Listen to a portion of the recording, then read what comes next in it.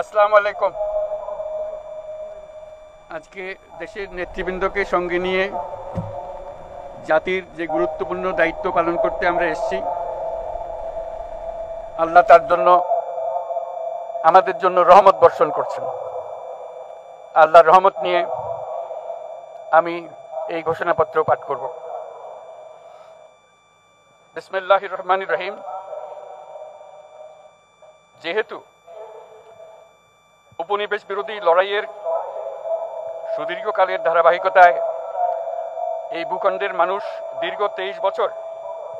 পাকিস্তানের স্বৈরশাসকদের বঞ্চনা ও শোষণের বিরুদ্ধে রুখে দাঁড়িয়েছিল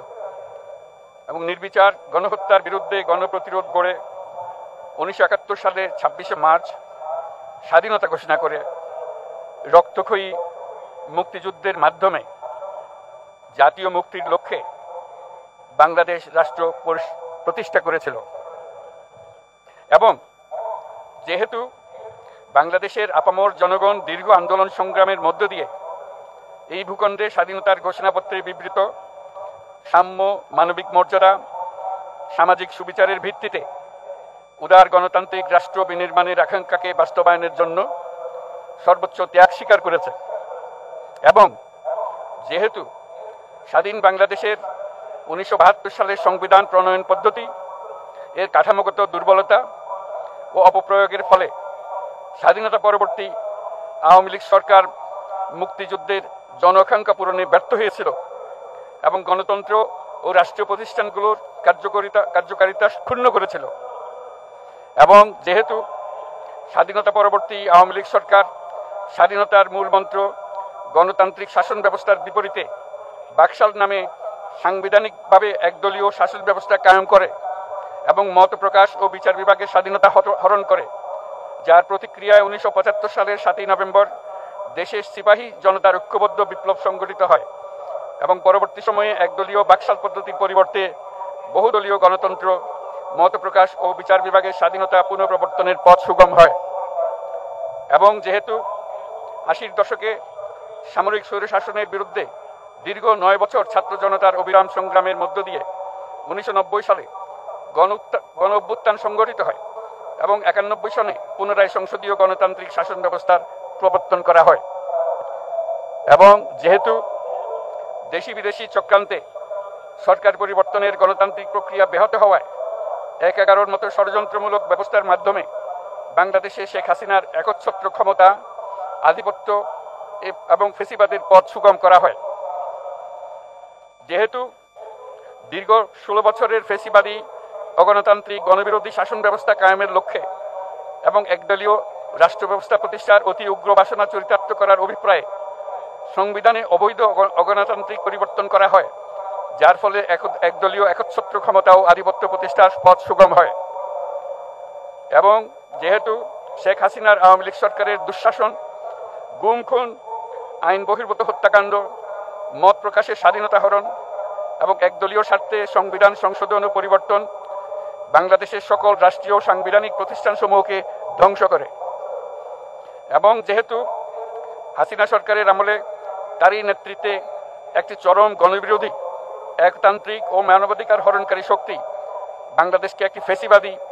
মাফিয়া এবং ব্যর্থ রাষ্ট্রের রূপ দিয়ে আন্তর্জাতিকভাবে বাংলাদেশের ভাবমূর্তি ক্ষুণ্ণ করে। এবং যেহেতু তথাকথিত উন্নয়নের নামে শেখ হাসিনার ফেসিবাদী নেতৃত্বে সীমাহীন দুর্নীতি, ব্যাংক লুট, অর্থ পাচার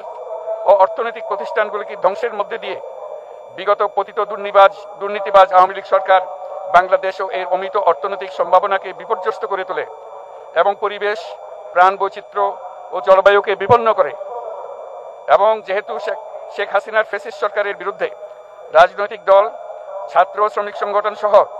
সমাজের সর্বস্তরের জনগণ গত প্রায় 16 বছর যাবৎ নিরন্তর গণতান্ত্রিক সংগ্রাম করে জেল জুলুম, হামলা মামলা, গুম খুন ও বিচার বহির্ভূত হত্যাকাণ্ডের শিকার হয়। এবং যেহেতু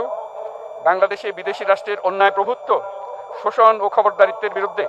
এদেশের মানুষের ন্যায়সঙ্গত আন্দোলনকে বহিঃশক্তির তাবেদার আওয়ামী লীগ সরকার নিষ্ঠুর শক্তি প্রয়োগের মাধ্যমে দমন করে, এবং যেহেতু অবৈধভাবে ক্ষমতা অব্যাহত রাখতে আওয়ামী লীগ সরকার 3টি প্রহসনের নির্বাচনে এর জাতীয় সংসদ নির্বাচন এদেশের মানুষকে ভোটাধিকার ও প্রতিনিধিত্ব থেকে বঞ্চিত করে। যেহেতু আওয়ামী লীগ আমলে ভিন্ন মতের রাজনৈতিক নেতাকর্মী, শিক্ষার্থী, তরুণদের নিষ্ঠুরভাবে নির্যাতন করা হয় এবং সরকারি চাকুরিতে একচেটিয়া দলীয় নিয়োগ এবং কোটাভিত্তিক বৈষম্যের কারণে ছাত্র, চাকুরি প্রার্থী, নাগরিকদের মধ্যে চরম ক্ষোভের জন্ম হয় এবং যেহেতু বিরোধী রাজনৈতিক দল সংগঠনের উপর চরম নিপীড়নের ফলে দীর্ঘদিন ধরে জনরোষের সৃষ্টি হয় এবং জনগণ সকল বৈধ প্রক্রিয়া অবলম্বন করে ফ্যাসিবাদ বিরোধী লড়াই চালিয়ে যায় এবং যেহেতু সরকারি চাকরিতে বৈষম্যমূলক কোটা ব্যবস্থা বিলোপ ও দুর্নীতি প্রতিরোধে বৈষম্য বিরোধী ছাত্র আন্দোলন চলাকালে আওয়ামী লীগ সরকার কর্তৃক ব্যাপক দমন-পীড়ন, বর্বর অত্যাচার, মানবতা বিরোধী হত্যাকাণ্ড চালানো হয়, যার ফলে সারা দেশে দলমত নির্বিশেষে ছাত্র জনতার উত্তাল গণবিক্ষোভ গণ-অভ্যুত্থানের রূপ নেয় এবং যেহেতু ফ্যাসিস্ট শক্তির বিরুদ্ধে অদম্য ছাত্র জনতার অভ্যুত্থানে রাজনৈতিক দল, ধর্মীয়, সামাজিক, সাংস্কৃতিক, পেশাজীবী, নারী ও শ্রমিক সংগঠনসমূহ সমাজের সকল স্তরের মানুষ যোগদান করে এবং আওয়ামী ফ্যাসিবাদী বাহিনী রাজপথে নারী, শিশু সহ প্রায় 1000 মানুষকে নির্বিচারে হত্যা করে, অগণিত মানুষ পঙ্গুত্ব, অন্ধত্ব বরণ করে। আন্দোলনের চূড়ান্ত পর্যায়ে সামরিক বাহিনীর সদস্যগণ জনগণের গণতান্ত্রিক লড়াইকে সমর্থন প্রদান করে এবং যেহেতু অবৈধ শেখ হাসিনা সরকার পতন, ফ্যাসিবাদী ব্যবস্থার বিলোপ এবং নতুন রাজনৈতিক বন্দোবস্তের লক্ষ্যে বৈষম্য বিরোধী ছাত্র আন্দোলনের ডাকে জনগণ অসহযোগ আন্দোলন শুরু করে, পরবর্তী সময়ে 5ই আগস্ট ঢাকা অভিমুখে লং মার্চ পরিচালনা করে